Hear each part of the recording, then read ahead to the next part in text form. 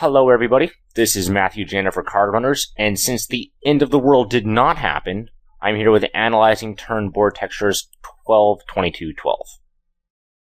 So we're finally going to emphasize turn analysis, because I always say we're going to analyze board textures and then I just never get past the flop. We're doing it this time. So, we of course need to first analyze the flop texture before we can move on to the turn, but right afterwards I'm just going to randomly generate a turn card with either Flopzilla or another program. We'll assume ranges are cutoff versus button. Just about every concept we discuss now will apply for other positions too, with button versus blind play being a bit trickier. But it's still much of the same, it's just a little bit trickier when you have someone flat from the blinds. Note my setup, it's pretty useful for analyzing hands, and then we're just going to jump right in right now. Alright, so here's my setup. I got Poker Stove, Flopzilla, and then a Word document to take notes on if we want.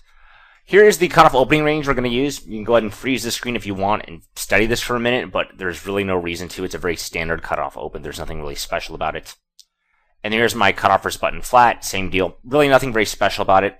I don't feel very passionately about the weaker hands in this range calling them. If you want to 3-bet them or fold a lot of hands in this range, that's fine. Although I wouldn't really recommend 3-betting the pocket pairs. And then I'm calling with 25% of my aces and ace-king off. That gives me a little bit of protection against squeezes, and it lets you do some nice things on king-high boards. Again, I've talked about that in other videos. We won't spend too much time here. So, here are the ranges. We're going to go ahead and jump right in. So let's make a random flop. Alright, ace of spades, queen of spades, 4 hearts. And as I discussed in my previous videos, the way I like to start with analyzing a board texture, there's many ways to do it, is I kind of like to start thinking how valuable is position.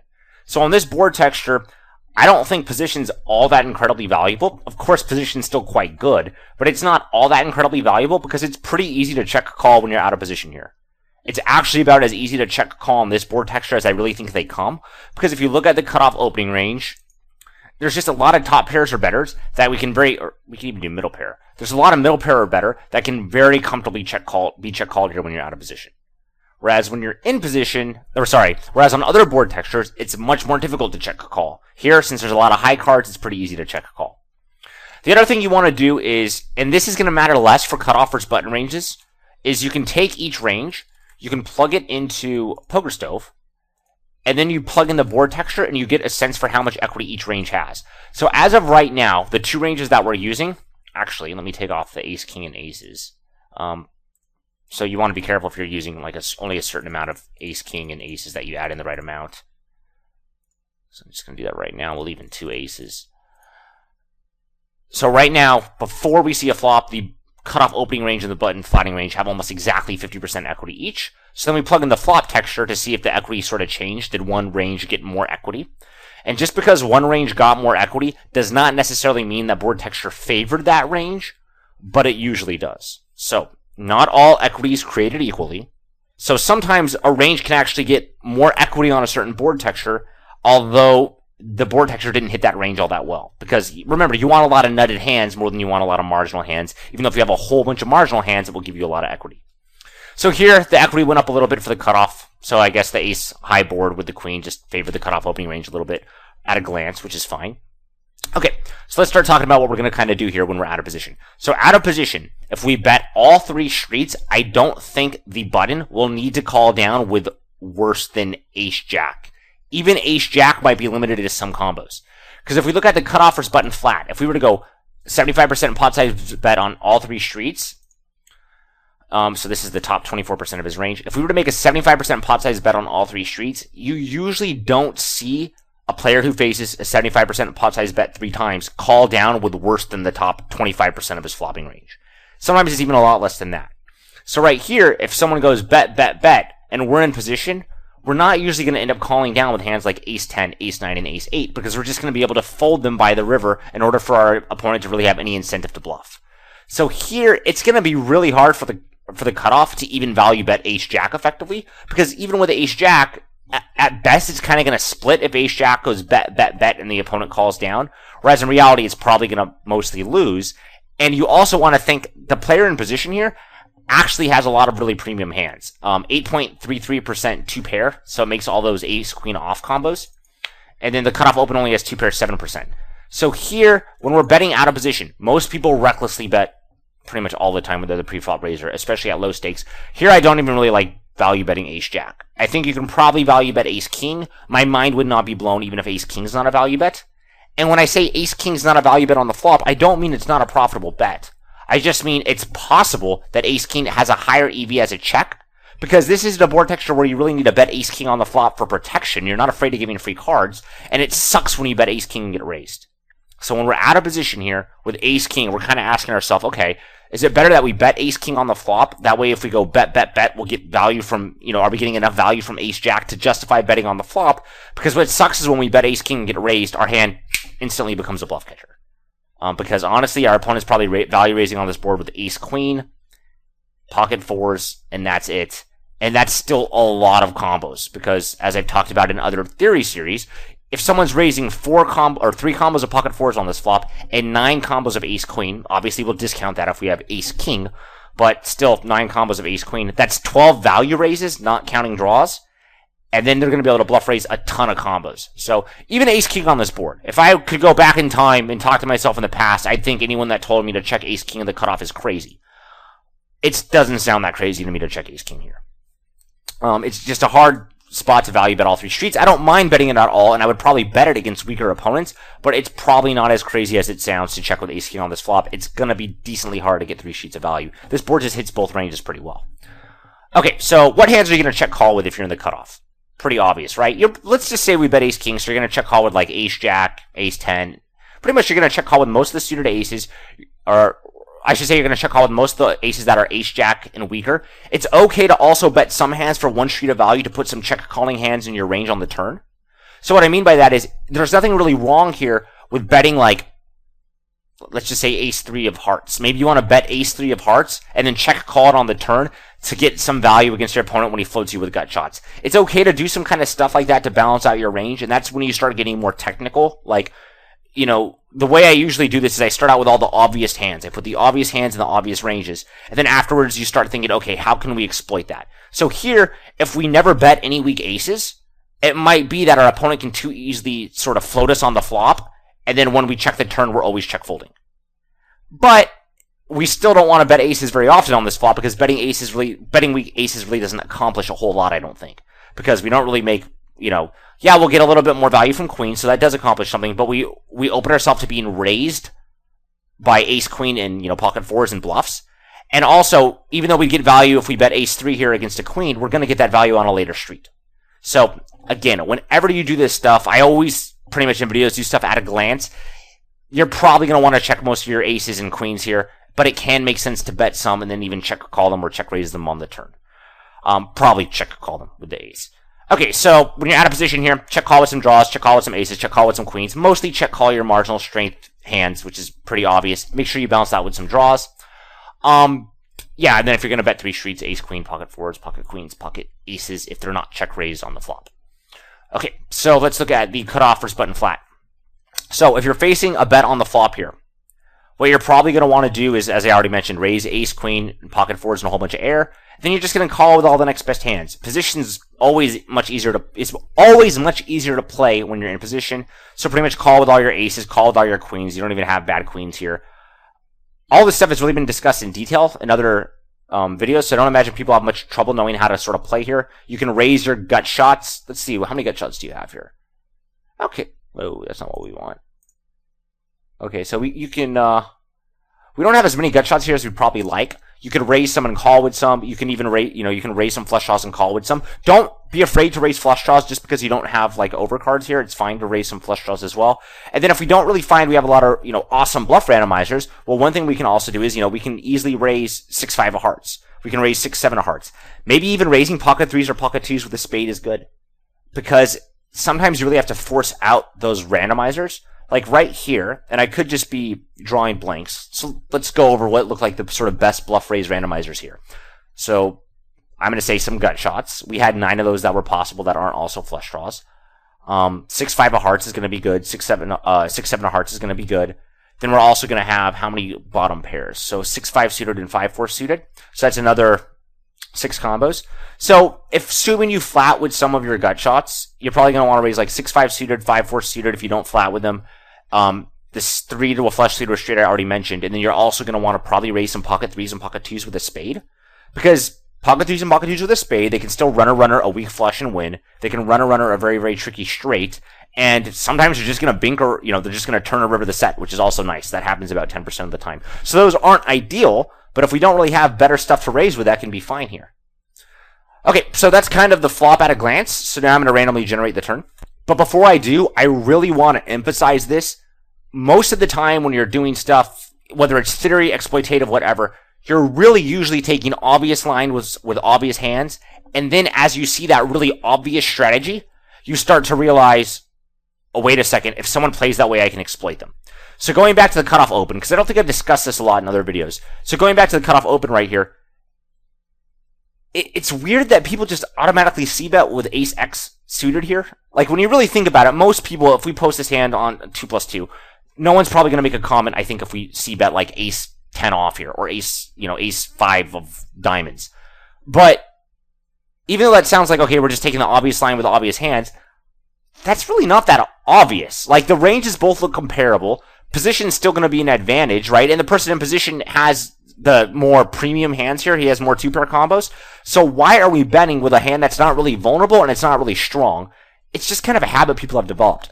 So when I say take the obvious line with the obvious hands, I don't mean just do what everyone else is doing, because a lot of that stuff doesn't make sense. But what I do mean is, after you kind of have thought, okay, does it make sense to bet this? Does it make sense to check this? You've done what seems sort of easy and obvious if you understand theory kind of well, and you're not just automatically c-betting or automatically checking. You'll probably notice there's a bit of a problem with the range, which is like, okay, my opponent can exploit me if I always do that. So here, it's likely that we would find in theory, if we never bet any marginal strength hands here, like if we never bet any marginal queens or marginal aces, then it might be really difficult for us to check call on the turn, and that might cause us problems. I know I'm saying a lot of might because we can't convert equity into expected value, so it's hard to tell what to do. But that might cause us problems as we started playing around with this. So just be aware of that. We're kind of doing the sort of the obvious stuff, as I've already mentioned, but if you're getting really technical, you're going to have to do a lot of the little fancy stuff, but the little fancy stuff's usually not that important. So yeah. All right, so let's go ahead and randomly generate the turn. Lock the flop, and then the turn's a 4 of diamonds. Okay, so if we bet on this flop and we're out of position on the turn, is our range still polarized? So think about what happened. We bet the flop, our opponent called, the turn card came to 4 of diamonds. Is our range still polarized? Yes. Very, very polarized. In fact, it's really unlikely our opponent would slow play pocket 4s on the flop. Maybe he'd slow play ace queen, but probably he'd still raise that. So on the turn, if we bet with ace queen or a set, we probably can consider ourselves pretty much nutted. It's not likely we're beat at all. Maybe our opponent didn't raise us on the flop if he had 4x and we now lose to that, but even then, on the flop, half of the remaining 4x are going to be 4-5 suited or 6-4 suited with the spades, so those probably get raised on the flop. So for the most part, if we bet the flop in the cutoff's shoes here, and our opponent called and we got this turn, our range is still super, super polarized. We're mostly going to bet. And then if we do check, we're probably not going to check call all that often. Because if we bet this, if we bet the flop and our range is polarized, on the turn, we're still going to have that polarized range. We don't have that many hands that want to check a call. Going back, as I said, maybe we did bet a few ace-x suited, but for the most part, we don't have that many hands that want to check call here. So when we do check the turn, we're mostly going to be check folding, and then when we do bet, we're going to be betting with a very, very polarized range that has a lot of really strong hands and bluffs that retain their equity pretty well. So if our opponent called us on the flop and he has, so let's say the button called us on the flop with king-queen, he's definitely rooting for us to check the turn, because if we check the turn, he's probably going to win with his king-queen. But if we bet, he's going to have a bluff catcher, and we're probably going to be betting pretty big, because our opponent's going to have a lot of medium strength hands relative to our range here. If we're in position and facing a bet, as I just mentioned, this is a spot where if we called on the flop, we probably have like an ace-jack or an ace-10 or a draw that didn't get there. So when our opponent is on the turn here, we're going to be saying, please check, please check, please check, please check, please check, when we hold ace-jack or ace-10. That's how the math behind this spot would work. Because we know, okay, our range is mostly the bluff-catching range, whereas our opponent's range is mostly the, polarized range. But even though our opponent's range is polarized, he can't always bet the turn. Because if our opponent always bets the turn here and we have ace-jack or ace-10, we can just super easily snap call him and say to ourselves, well, it's exploitative to call him because our opponent is, he's betting recklessly. He's always betting the turn and he doesn't have that many value hands. So if we're in position on the turn, we're really rooting for our opponent to check, because once he does, we know we're probably going to win because our opponent's pretty much check folding. And then when he does bet, if he's balanced, we go, ugh, that sucks, because, now we're indifferent to calling or folding with pretty much all of our bluff catchers. It doesn't really matter if we have ace 10 or king queen on the turn, or ace 10 or even queen 10. The hand strength's just very, very similar, relative to our opponent's range. Okay, so this one was really easy. We can randomly generate, let's just stick with the turn today. So let's just randomly generate another one.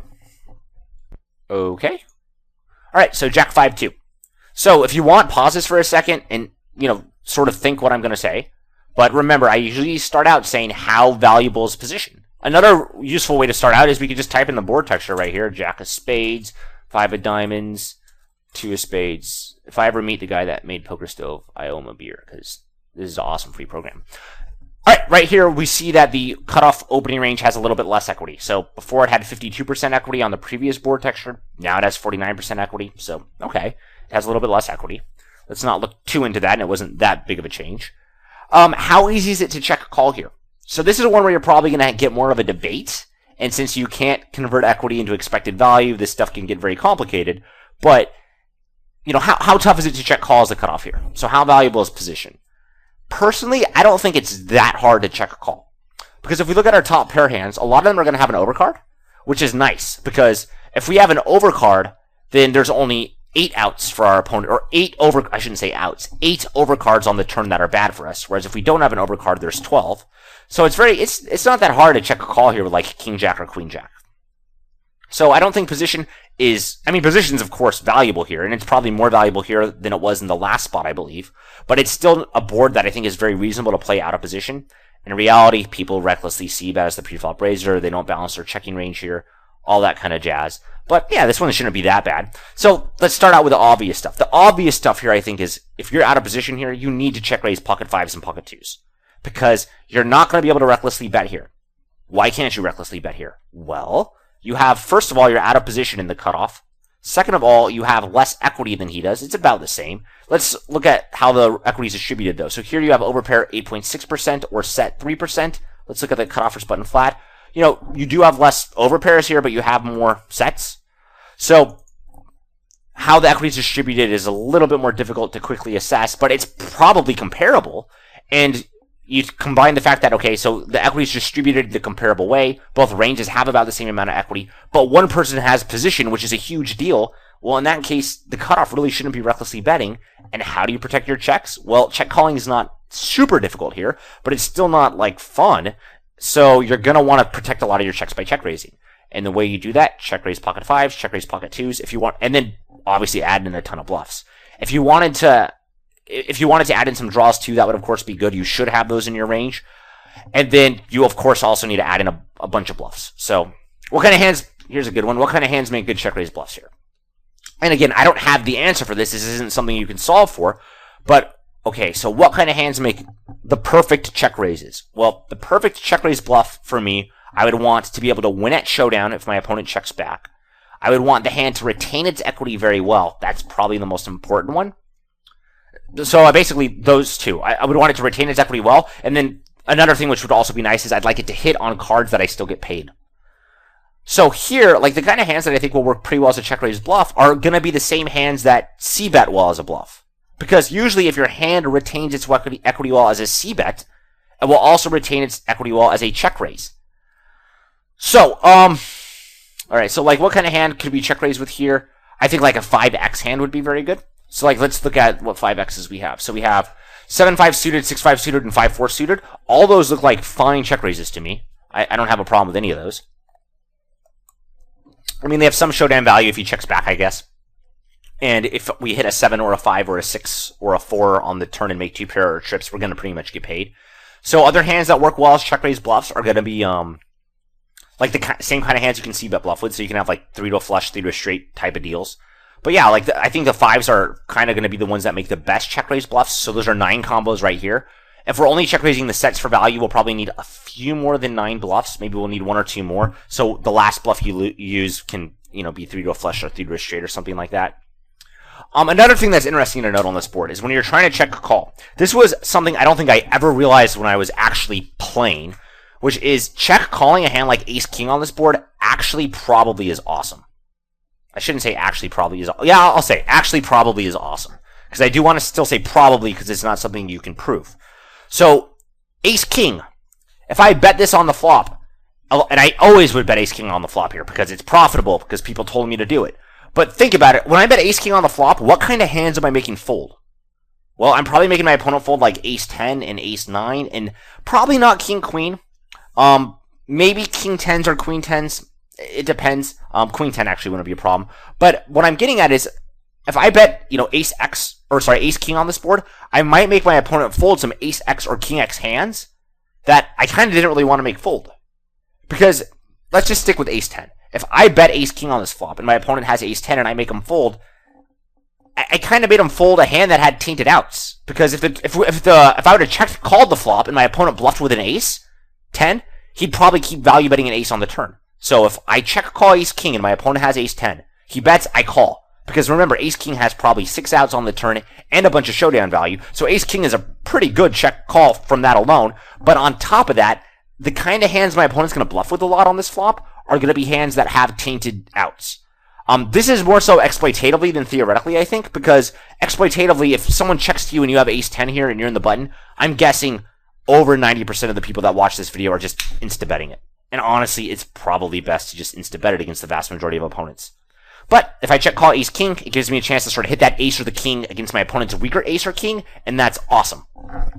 So ace-king and stuff can be check called here. And then as you get to more, to less obvious examples, like, so now if I just said check calling ace-king is good, then someone might say, well, what about ace-queen? Okay, I mean, yeah, ace-queen's probably okay to check call too, and you might want to bet some as well. Because you also are going to want to hit, on some ace and king and queen high boards on the turn. So both are fine, but I definitely think check calling ace-king here in the cutoff is much, much, much, much better than I would have thought before, and most people probably think right now. And you probably need to be doing it to balance your checking range. Again, if you were the cold caller, you'd have no problem check calling with like the I want to say the nutted overcards. So if you were the cold caller, you'd have no problem check calling with the nutted overcards. But since you're the pre-flop raiser, you probably think there's some reason you should be betting, even if that's not the case, even if you're out of position with less equity and not really that much better of a distribution of equity. Okay, so let's do in position now. So in position is kind of easy. Like if you face 3 barrels, you're probably going to end up having to call down with top pair or better. You're not even going to need to call down with Jack 9 or even probably Queen Jack here, because when we say they make up the top 20% of the range, but I'm not going to only defend by calling. I'm also going to defend by raising, and when I choose to defend by raising, I'm going to end up having to use bluffs. So let's say I face 3 bets when I'm in position, and let's just assume I have to defend 20% of my range. I'm not going to defend 20% of my range by calling, which would only make me call down with Jack 9 suited if the turn and the river were complete blanks and if I never raised. So since I am going to defend by raising, and since the turn and the river aren't going to be complete blanks, there's almost no way I end up felting Jack 9 or Queen Jack suited here. And by felting, I don't mean getting all in, I mean going call, call, call against 3 bets. So keep that in mind. You're probably going to end up either, you're probably going to end up folding Queen Jack or Queen Jack or Jack 9 by the river if you face 3 bets. Maybe you would turn it into a bluff raise somewhere, but you're probably not. You're probably going to end up folding it. And that's important to remember when you're debating whether or not to bet out of position, because if you're out of position and your opponent's not going to call down with Queen Jack or Jack 10, maybe you don't want to bet the flop. Maybe you want to check call instead and protect your checking range. Okay, so yeah, if you face 3 bets here, you're going to raise pocket 5s and pocket 2s either on the flop or the turn, and then you're going to randomize that with some bluffs. What kind of bluffs work well? The same deal. I mean, I'm going to sound like a broken record for the next however many videos I make for card runners. But yeah, it's the same deal. 3 to a flush, 3 to a straight. The weak pairs that aren't going to be tainted. So, I mean, the weak pairs that aren't going to be tainted, I mean, if you're raising here with 6-5 or 5-4 suited, the 5 and the 6 does not set off any alarm bells with your opponent. If you're bluff raising better pairs, and you wouldn't want to, you wouldn't bluff raise Queen Jack here or anything, but what I'm getting at is you don't want to raise with hands that are going to not play as well when you improve. So, if you were to bluff with sort of a hand that kind of isn't going to get you paid very well, that's not usually going to be a good idea. That's not going to really be that big of a risk in practice in most spots if you're playing well. And, yeah, so just the 5s are going to make the best bluff raises here anyways. So bluff raise is 6-5 suited, 5-4 suited, the 7-6, 8-7, 9-8, 10-9 of diamonds. All those hands seem like good bluff raises. They retain their equity very well, and they actually double barrel very well too, which is really important. Float with the hands that retain their equity against your opponent's bluffs. another thing I have not emphasized enough in previous videos. I just talked about how check calling ace-king is awesome. Raising ace-queen off here with a spade, I think, is not good. And that's something that I used to do before I understood this stuff, because you think, oh, ace-queen with the ace of spades, that can work as a profitable raise. But I don't want to raise ace-queen with the ace of spades because I make my opponent fold the hands that I beat. So ace-queen, I want to call because if my opponent's bluffing with ace-10, I can turn an ace, and that's awesome. I want to call because if my opponent's bluffing with queen-10 of diamonds, I can turn a queen, and that's awesome. I don't want to raise with ace-queen and make my opponent fold queen-10 or ace-10 and all that kind of stuff. I want to raise with 8-9 of diamonds and then make my opponent fold ace-10. So think about not only how your hand retains equity against your opponent's value bets, also think about how your hand retains equity against your opponent's bluffs. Can you keep in bluffs that will have like a tainted out against your range? If you can, that's good. You don't want to do that. So yeah, so call with ace-king, call with ace-queen. And yeah, like king-queen and stuff too would probably work well as calls. Okay, so yeah, in position stuff, right? It's pretty easy. Okay, so I think that pretty much covers it, so I'm going to lock the board and make the turn. Lock and flop. Random. Okay, so 6 of clubs. Did this turn card change the strength of either player's range much? Probably not, right? Like, yeah, some bluffs might have gotten there from the cutoff betting range. So, for example, the cutoff might have bet pocket sixes with a spade on the flop, and now it got there. Maybe he bet the cutoff bet 6-5 suited rather than check raised it. It got there. But for the most part, this would be considered a dry-ish turn on sort of a medium wettish board on the flop. So this flop, I would consider this flop on the dry side, but it's not like, you know, there are still flush draws. When the turn card gets there, it's a blank. So if it's a blank, more or less whoever bet the flop still has a polarized range, so they should be the one that keeps mostly betting. So here, if the cutoff bet and the button called, I expect the cutoff to mostly be the better. And when the cutoff does check, I expect the cutoff to also be check folding a lot. That doesn't mean the cutoff never bet the flop with a hand that wants to bet one street of value and check call the turn. The cutoff could have easily done that with pocket 8s or pocket 9s here. The cutoff could have been like, hey, I have pocket 9s, I'm going to bet the flop to make high equity hands fold, and then when the turn card comes to 6, then the guy check calls pocket 9s. That's fine, but for the most part, the better has the polarized range. We expect him to mostly be doing the betting, and if he's out of position, he'll be check calling sometimes, but, you know, probably not check calling as much as you expect him to be betting. If the person in position bet the flop, so let's say the cutoff checked and the button bet, it's going to be very similar, where we're going to expect the cutoff to always check on the flop. He'll never have a donk betting range here. And then the button we expect to usually be betting, and when the button checks back, it probably is going to, or he's probably going to be giving up on the river. You know, again, maybe the button bet the flop with pocket 9s or pocket 8s, and he's going to check back on this turn and then plan on calling a river bet. That's definitely possible, definitely a reasonable line. But for the most part, if the button bet on the flop, he has the polarized range. He's expecting the cutoff who check called to mostly have what I would call a condensed range of mostly medium strength hands. So we expect the button to usually be betting. In fact, if anyone bets on the turn after the cutoff check called the flop, it will always be the button. The cutoff will never donk bet. So if the button bets, you know, maybe the cutoff will check raise sometimes, but he'll mostly defend by check calling. And then if the button checks back, we'll mostly expect the button just has a crap hand. Cool. So one thing to notice is both the last two board textures had what we would call like a blank turn. When it's a blank turn, it's not that surprising. You expect the opponent to usually just not have a very strong, or you expect the caller to not have many very strong hands in his range, and you expect the flop better to have the polarized range and usually be betting. But he's not always going to bet because he needs some of the bluffs in his range to drop out. Otherwise, he'll have too many bluffs in his betting range. So, as I've talked about in other videos, you usually want to have a whole ton of bluffs on the flop for only a few value bets. On the turn, you want a closer amount of value bets and bluffs, like around a 1-to-1. And then on the river, you want to have a lot more value bets than bluffs because you're giving your opponent a great price. So always keep that in mind. You can have a whole ton of bluffs in your betting range on the flop, around 1-to-1 value bet to bluffs on the turn, and then you need a lot more value bet than bluffs on the river. Okay, so let's just keep going. Another thing you're probably noticing is I'm spending a lot more time talking about the flop than the turn, and that's partly been because we've gotten pretty dry turns, which are usually the easier ones to talk about. But a lot of it is also just, if you're playing the flop well, I think the turn's a lot easier to play than the flop. Because on the flop, that's when you have to deal with a whole ton of combos and balance a whole ton of ranges. Whereas on the turn, it's kind of just like, I either called on the flop and then my range is mostly condensed and I kind of know my role, or I bet on the flop and my range is polarized and I mostly know my role. So the turn's actually kind of easier to, or a lot easier, I should say, to play, I think, than the flop if you play the flop well. It's just most people don't play the flop well. Most people play the flop very, very poorly. And then since they play the flop poorly, they end up having all these hands in their turn range that don't belong, and then they're not balanced. They're like, oh, what do I do with this hand that shouldn't even be here? And that's why they think the turn is the hardest street to play in poker. So I'm going to kind of do an impression, not to put anyone down, but I think a lot of people are kind of like, okay, I'm going to bet the flop and hope my opponent folds. And then if he folds, I'm just going to move on with my life. I'm never going to think about the hand again. But then if he calls, then I'm just going to be lost on the turn for a bigger pot and not know what to do. That's usually not the best way to approach the hand. Sometimes it is okay to just bet and be like, dude, I don't know what I'm going to do on a later street, but I think betting here is best. But for the most part, if you find you're going to be lost on a later street, there's a lot of times going to be able to. A lot of times you could avoid that if you took a better line earlier. Sometimes you're just going to get a tricky turn or river, and you're not going to be able to get away from that. But for the most part, if you play the flop well, the turn's going to be pretty easy, which is probably why we're just not spending that long on it. Okay, random time.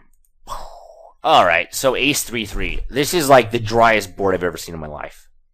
So, let's plug it in. Clear. Ace of spades. 3 of clubs, 3 diamonds. Even getting the suits for the nits at home. Again, almost exactly 50-50%. That's very common when you have these ranges. How big of a deal is position here? It's not really that big a deal. Yeah, position's always nice, but it's like, It's going to be like whoever bet the flop has the polarized range, whoever called has a condensed range. It's so easy to know what each player's role is on the turn of the river. If I check called against you on the flop, your job is to bet the turn. I'm not going to donk bet the turn, or I'm not going to, ever. If I bet the flop, then I have the polarized range. It's my job to be the better. It doesn't really make that much sense to bet a hand for one or two streets of value here when you're out of position. Like, think about it. What hands do you want to go bet, check, call with on this board? What hands do you want to go bet, check, call with? So bet the flop and check call with on the turn. My guess is none. Or very close to none, if not literally none. Now, technically, I'm sure the theoretical solution would be all wonderfully complex and stuff. But for the most part, it just doesn't make sense to bet here for one or two streets of value, because the reason why you usually bet for one or two streets of value when you're out of position is to make high equity hands fold. That's usually the reason why you're going to, bet on the flop. You're going to bet on the flop saying, okay, I'm betting here with a hand that can't bet multiple streets, so I'm making the pot bigger, I'm making my opponent's range stronger, and I'm risking getting raised, but I'm cool with it because I want to make my opponent fold some high equity hands. Here, I just don't get that feeling. Like, I don't feel like, what am I trying to bet for one or two streets and make? There's nothing. All right, so on this flop, let's click on the cutoff opening range. So let's start off saying if we bet all 3 streets, actually we'll start here. If we bet all 3 streets from the cutoff, our opponent's pretty much going to have to call with top pair or better, and he's not really going to raise here. So this is actually probably pretty accurate. If we bet 75% of the pot on all 3 streets, more or less this is what the opponent's going to call down with. Maybe he raises his ace-king, and obviously he'll raise his pocket 3s. So he'll raise ace-king and pocket 3s, which will let him bluff a few more combos. But for the most part, you probably expect your opponent to call down with like ace-10 here if you bet all 3 streets. Like, that seems about right. So when you're out of position in the cutoff, it doesn't really make sense, I don't think, to bet the flop with a hand that's much worse than ace-jack. And even ace-jack might want to check a call because you're still going to be value betting yourself a lot when you bet ace-jack here, even though you probably do beat ace-10 on the river. So, it's it's hard to tell exactly what you should do when you have like ace-jack in the cutoff shoes, but I would think you probably want to, you're going to have to check call a lot of hands here. So you're going to check a call. Let's look. So you have a lot of top pairs and stuff that are going to check call, and you're going to be check calling a lot of your middle pairs. The middle pairs would actually be a reasonable hand to bet one or two streets for value. So if you wanted to bet like pocket 10s or pocket 9s on the flop, maybe you make your opponent fold king jack, maybe you make him fold king 10, and that might be pretty good. So you could bet some hands for one or two streets of value when you're out of position, but you're probably not going to do it very much. You're mostly going to bet here when you're out of position or in position with a very, very polarized range on the flop. So you're only betting your really awesome hands and your bluffs because nothing else really needs to be bet, with the exception of maybe some of this, middle stuff that can make high equity hands fold. Again, this isn't stuff you're going to be able to prove, so it's kind of like you're using theory to make your best guess at what you should do here, but all the theory you already know should make sense. So we've talked about it a lot. You should know what hands make sense to bet one or two streets for value with. All right, so the turn's just not going to be interesting. It's just going to be the exact same thing we've talked about. It doesn't matter what this turn card is. We know who has the polarized range because they bet on the flop. We know who has the condensed range because they called on the flop. We know what people's roles. We know what each player's role is on the turn. Random, 5 of clubs, sure, doesn't matter. I mean, there's really nothing interesting to talk about here. Make sure your betting range is balanced. If you called on the flop, you're really rooting for your opponent to check that turn. And if you bet on the flop, when you bet the turn, your opponent should be indifferent to calling with almost all of his range, but you still can't bet too much or you're going to be too weighted towards bluffs, and he can exploit you by always calling with his bluff catchers. And when we talk about the hand like this, it probably makes it seem very, very simple, and it is probably one of the most, I would say, it is probably one of the easiest post-flop spots in poker, if I had to guess. But if you're recklessly betting here, if you're just betting because it's profitable without thinking, that's when you're going to find yourself going, oh, what do I do on the turn? What do I do with ace-9 after I bet the flop on the turn? Well, yeah, because you got yourself into that position by maybe betting a hand that shouldn't have been bet. So make sure your flop play is good, and turn play will be a lot easier. Random. Okay, so ace-king-9. This is exactly like the ace-queen, I think it was 4 board. It's a little bit different because there's not even that much more coordination, because all this queen-jack, queen-10, jack-10 stuff was already gut shots.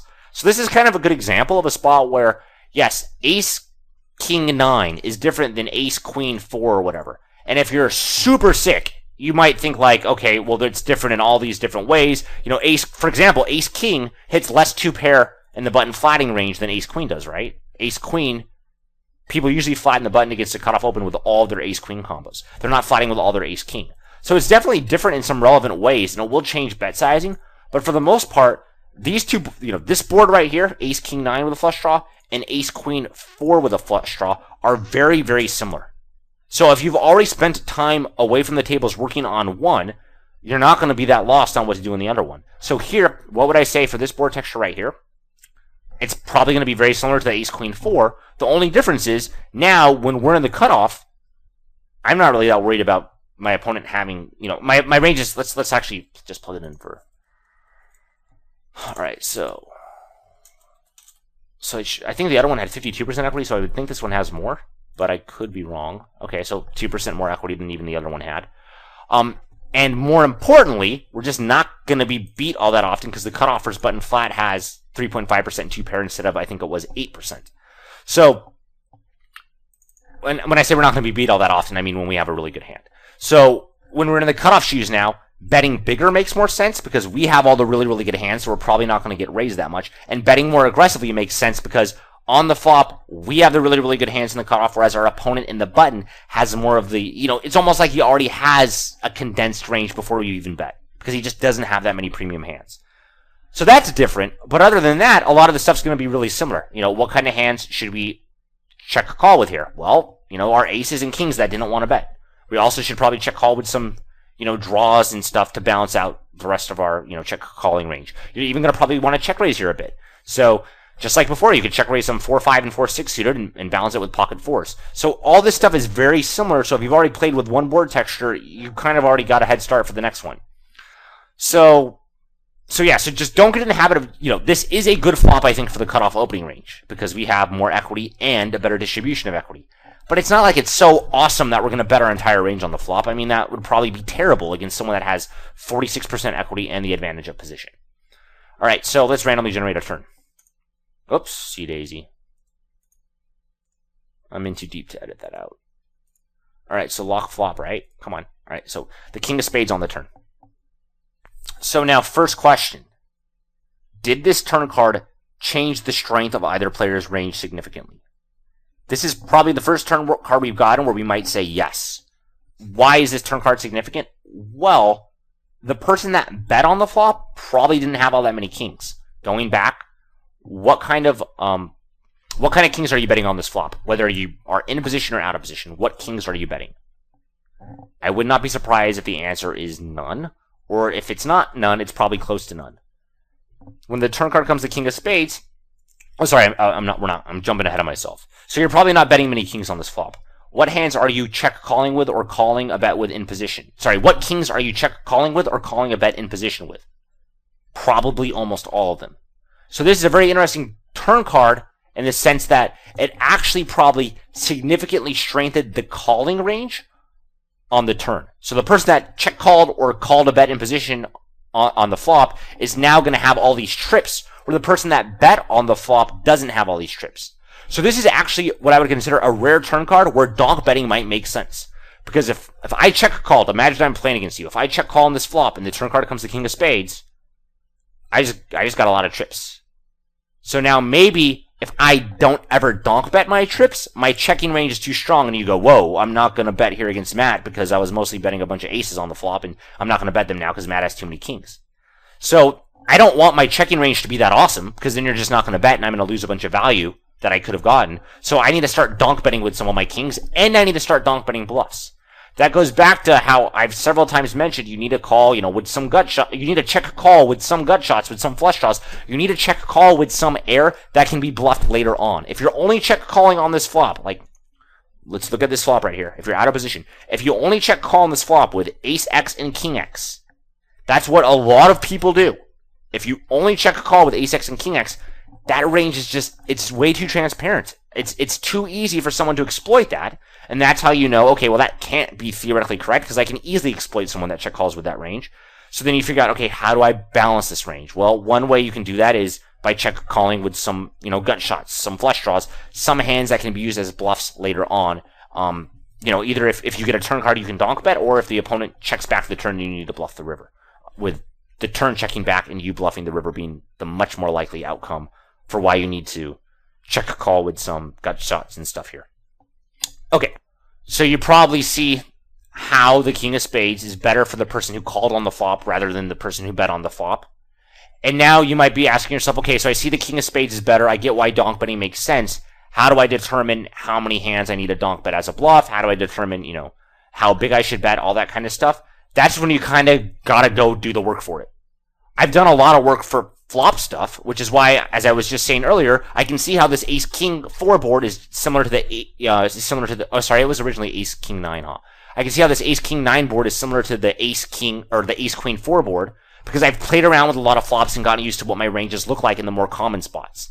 This is a less common spot. When the turn card comes a king of spades, it changes things a lot. So this is a spot that I haven't really sat around with and played with much. So if I was playing and I got this king of spades turn, I'd think to myself, okay, maybe I should donk bet here. But honestly, I probably am not going to be that balanced because I just haven't practiced with it. I don't know exactly how much I should be bluffing here to be balanced. But to be honest, I would think to myself, you know what, I think I exploitatively can bluff here. Because I think if my opponent bet this flop, he's going to have, if I check to my opponent and he bets, he's going to first of all be bluffing a lot. Then a lot of times I'll also have, an ace that was value betting, like ace queen or ace jack. And then when the turn card comes a king and I lead by donk betting, he's going to think, what could Matt have possibly check called with that's not a king? People don't, he doesn't have air in his range, he can't donk bet, bluff, blah, blah, blah. So I think exploitatively bluffing here will be very effective on this ace king 9 board. But in terms of actually being balanced, probably not going to be as good as some other people are because I haven't played around with this spot. So, play around with the more common spots, get used to doing the obvious things, and then for something like this, the ace king 9, making sure you're betting sort of the right frequencies and sizings on the turn, that's sort of beyond the scope of probably any video I've done, and it would take me a long time to sort of sit down and sort of try to figure it out.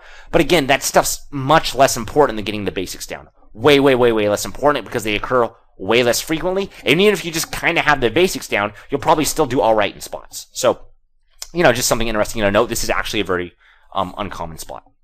All right, so let's keep going. So Jack 6-4, this is very similar to the one we just did, where we talked to, there's more coordination here, but I think we did like a Jack 5-2. So again, you're seeing the same thing, which is if you start doing these boards away from the table, you're going to be able to actually see a flop and be like, oh yeah, I've done one close to that before. And by done one, I mean you wrote out what you do with every hand in your range. You've seen. One thing that's very useful about this is you can look at your initial impressions and see how off they were. So for example, if you find out on this board texture, when you were originally check calling, let's say with only like queen jack and king jack, and that wasn't enough check calling hands, you can be like, oh, I see how hard it is to check a call here. My opponents probably have this leak who haven't worked as hard on their game as I have. So that's something that's very useful to know. You really can learn a lot when you start randomly generating boards from remember your initial impressions even as you get better.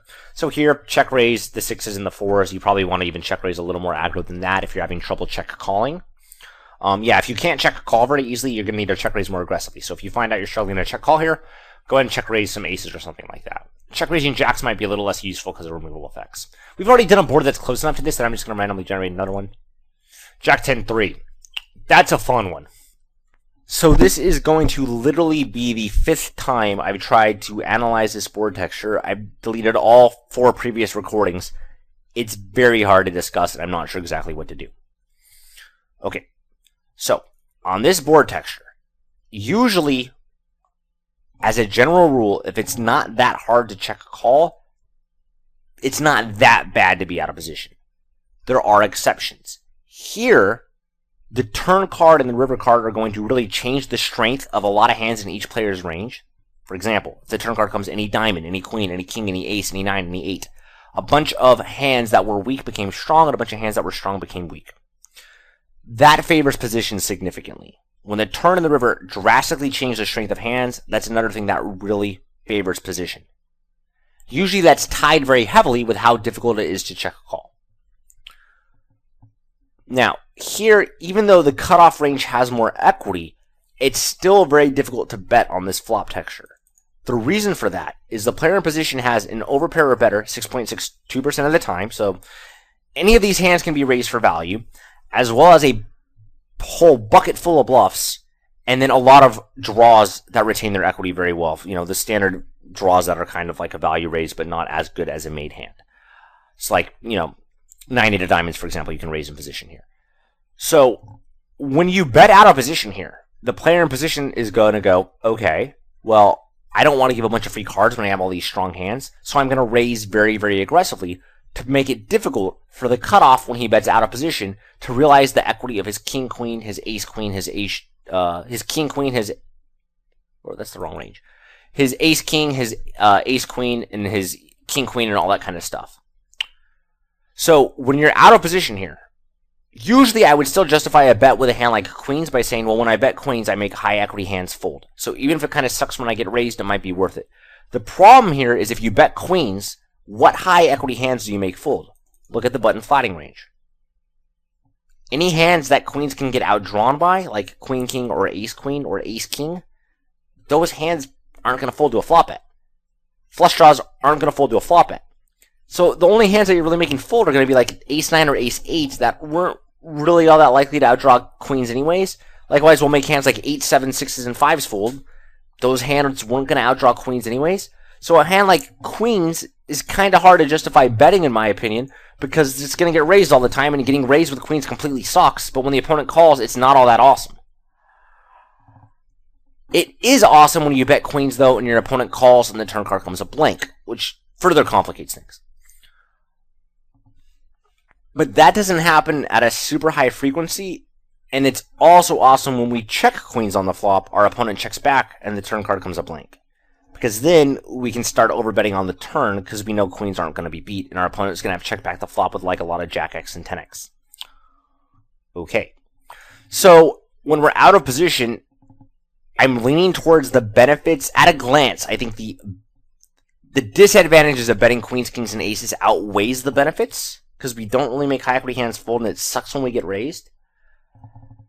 But if we never bet on this flop, and it's kind of going to be hard to bet hands like pocket 10s and pocket 4s, because those hands usually you need to check raise. Those hands protect our checking range usually by check raising. If we never are betting on this flop, though, our checking range might get too weak. So if I check to you, and you know that I'm never checking any, if you know that I'm never betting any of my strong hands, you might respond by not betting very aggressively, because you think, well, why should you bet aggressively when I'm going to check raise you so much, or I'm going to check call you so much? So, in that case, it requires us to bet sometimes on this flop, because if we bet sometimes, then our checking range will overall be weaker. Usually our betting range is stronger than our checking range, of course. So if I start betting this flop maybe, let's say, 15% of the time, that might make my checking range weak enough, so now I'm indifferent to betting and checking with an overpair. So, yeah, it's very difficult to tell what to do here. And I get what I'm thinking, but it's very hard for me to tell if I'm expressing this clearly, even though, as I said, I've tried 4 times already. But at the end of the day, I don't want to bet here because getting raised sucks so much, but I also don't want to check with such a strong range that my opponent's going to almost always check back, because if he does, then I'm going to get less value from checking with strong hands than I would have with betting. So I have to make an equilibrium somewhere by checking and betting at the right frequency, but I don't think I'm going to bet at a very high frequency. Okay, let's randomly generate a turn. 7 of spades. So that's kind of in between being a blank and getting there because 8-9 suited got there, but overall, relatively a blank turn card. So I imagine if I bet this flop and got called, I would want to have an overbetting range. If this flop checked through and I was out of position, I would want to have an overbetting range. It's much easier for me to represent a strong hand. Like, I could have been check folding on the flop with pocket sevens. I could have been checking, with pocket queens or whatever, or pocket aces, and I can start betting big. It doesn't necessarily have to be a massive overbet, but I can start betting big on the turn because I don't think I'm going to be beat when my opponent checks back. If you check back in position on a board like this, then you're going to have a much harder time, overbetting the turn because it's like, well, what would you have checked back with that was strong? Obviously you can check with pocket tens planning to check raise on the flop, but you can't really check back pocket tens on the flop. That wouldn't make sense. So overall, this is kind of a blank turn. Let's do another random turn. Another blank, same deal. Another blank, same deal. Really? Really? Okay, so like that's less of a blank. So then when you get a card like this just done change the whole game. So then you have to really almost rethink everything again. So, in the other hand examples we were doing, we were kind of just like, same deal on the turn. 1% is a polarized range, 1% is a condensed range, no big deal. We kind of already know the answer even before we start talking about it. Here, you're really going to have to look at the flop action and then figure out everything else again. Can someone represent 16 combos of king queen and the other represent none? Well, in that case, the person that can't have king queen is probably pretty screwed. And that might be okay. Because it might just be like, before, the person that called with no king queen didn't know the turn was going to come in ace. So the caller might have just said to himself, honestly, if the turn card comes in ace, I'm pretty screwed. That could be okay. Or maybe he has to call with some king queen to make that work, but still doesn't have very many. So when you get a turn card on this board texture, we happen to get 4 blanks in a row, which is kind of nuts. But usually, okay, so like that one's crazy. But usually it'll mix it up quite a bit. And then you're going to have to really just reevaluate everything. And it's going to be like the same way on that flop where I had to really think, what does each person's range look like? How do we try to make an equilibrium? And I wasn't even really sure. You're going to have to do the same thing on the turn. Very, very tough board to analyze. Really, really hard. All right, so this is my second go at this one. We're getting all the hard board textures at once, apparently. So this board texture, the first thing that strikes me is it's going to be very hard to check a call when you're out of position on this board. And the reason for that is it's just very risky giving free cards. But the same boards that are difficult to check a call on are also the boards where the opponent doesn't like giving free cards. So if we're out of position here, and I'm guessing most people that watch these videos are probably usually betting on these boards because the check calling is just hard and people don't like to take harder lines. So people bet on these boards and they justify it by saying, I don't want to give a bunch of free cards. Okay, I get that. But the person in position also is going to say, I don't want to give a bunch of free cards if we check to him. That makes check raising more effective than it would otherwise be, especially in contexts where we have trouble check calling and we need to defend some checks. So this encourages us to check raise really aggressively here.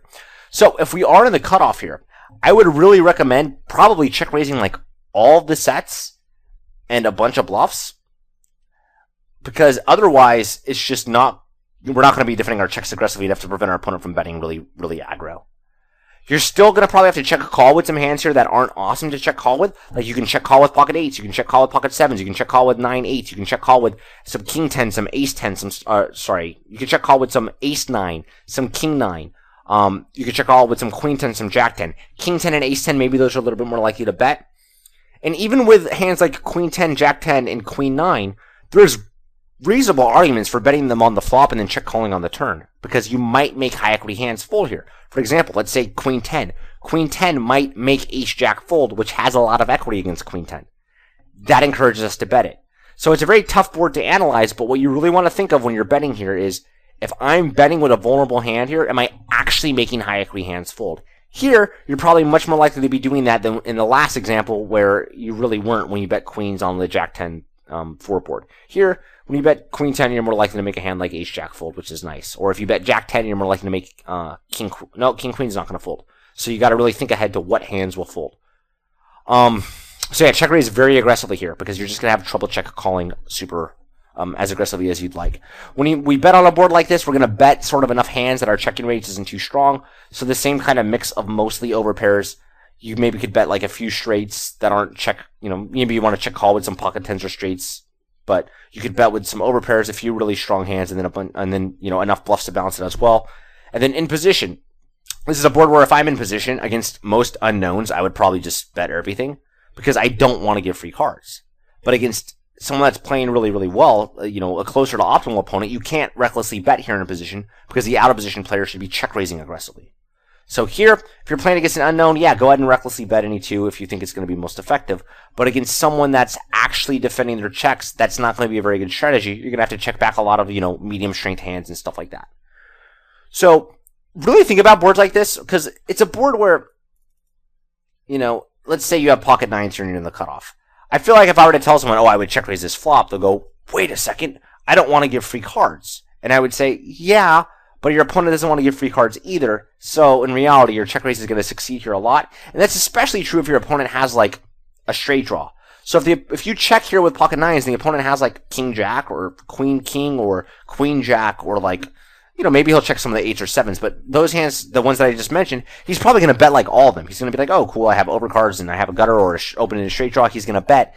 So the hands that nines are sort of really vulnerable against, you're going to succeed with your check raise most of the time. So yeah, check raise this board aggressively when you're out of position. In position, don't bet that recklessly. If your opponent's good, if he's not, go ahead and emphasize betting. All right, let's randomly generate a turn. Boop. So, dry turn card. So everyone that's been watching this video should probably know like the significance of that. If the board is, if the turn's a blank, then you really expect the bettor to still have the polarized range and is going to be betting very aggressively and likely betting big. Whereas the calling range is going to just pretty much always be checking and is just going to be mostly holding bluff catchers. Because even if you check call in this board texture, you might be able to check all some really, really strong hands, but still it's probably going to be mostly medium strength hands. And same deal, out of position, maybe even check call with the ace king here and stuff like that before. We didn't even mention that, but we talked about check calling with the ace king earlier. It could still be correct here. Let's randomly generate another turn. Can I just hit random? Cool. So 4, blank, not blank. You got to sort of redo stuff when this happens and kind of figure out, okay, who can have the queen jack? That's going to be most important. Who can have more queen jack? Who can have more pocket 7s? How does that affect sizing? How does that affect each player's range? That stuff's tough, and you're really going to have to spend a lot of time getting that to sort of click because there's just a lot more different turn combinations than there are flop combinations. So, oops. Oh, I guess we're on to our next flop. Jack 4-2. So this one is not that hard to check a call when you're out of position. There's just not all that much coordination. Again, you can check a call with the ace-king and the ace-queen as is necessary. You can check a call with a lot of jacks. Some middle pairs can probably go either way. Again, there's a lot of advantages to betting something like 9s. You make king 10 and stuff fold. We've already talked a lot about that. But even king 10 might not always fold here if it's 3 to a flush, which it usually will be. So take that into account. But yeah, pretty standard board. Nothing too special about it. You're still going to want to check raise like pocket 4s and pocket 2s when you're out of position here. Maybe you don't need to check raise all of them, but my guess is you still probably do. And then you're going to want to be value betting primarily over pairs and like ace-jack and the right amount of bluffs. And then when you're in position and your opponent checks you, you're going to pretty much do the same thing. You're going to bet like ace-jack and better, your sets. And then you're going to check, you can bet some of the medium strength hands for one sheet of value and a whole bunch of bluffs. And then you're going to check back like king-jack and queen-jack and all that kind of fun stuff. So let's randomly do a turn. Boop. And so this turn card was going to be dry no matter what. And what's important to note about this is if the turn card was going to be like, if the turn card wasn't really going to change things no matter what, then you expect the person who's in position to just call with his sets on the flop. So right here, when we bet the flop, our opponent's going to just kind of call with his sets. So that means even though the turn card is blank, the opponent's range is not going to be as condensed. It will still have all those really awesome hands in his range because he just didn't need to raise them. If we bet the flop and he has pocket 4s, he's going to go, cool, I'm just going to call and then raise the turn, because that's more effective since it now puts us in bad shape when we double barrel our diamonds, or, I mean, the gutter's not that bad, but yeah, it'll still make stuff, make us have to fold gut shots and stuff like that, which isn't that fun. So just be aware of that. If the board's super dry and we bet and our opponent calls, we're not going to want to overbet the turn. Our opponent's still going to raise us quite a bit, and that's going to make our life tough when we have draws. That's just another good example of why position's still good, even if it's like this. I mean, this board is not that bad to be out of position, but it's still going to suck on a lot of turn cards when we get that turn. Our opponent raises, and we're like, ugh, we have a draw. The jack is about as dry as they come. Still, we'll have the same problem when the flush card comes. We can bet and get raised, but yeah, the jack's really dry. Same deal with the queen. The queen changes things a little bit more because now if we were, who had ace queen in his range and all that kind of stuff. But for the most part, any turn card will be dry, and what I said for the 6 of diamonds will apply on that turn. So just something to know. All right, so that pretty much wraps it up. I know it's only an hour of footage, but I assure you I did more and had to re-edit it. Although I didn't get rid of the tough board textures, we still did those, which is why they ended up taking forever. So don't worry that I'm just editing out all the hard flops, because I'm not. So I hope you enjoyed the video. It was interesting talking about the turn sum. I'll probably do another video or two about it. But yeah, if you play the flop well, the turn's usually not all that hard.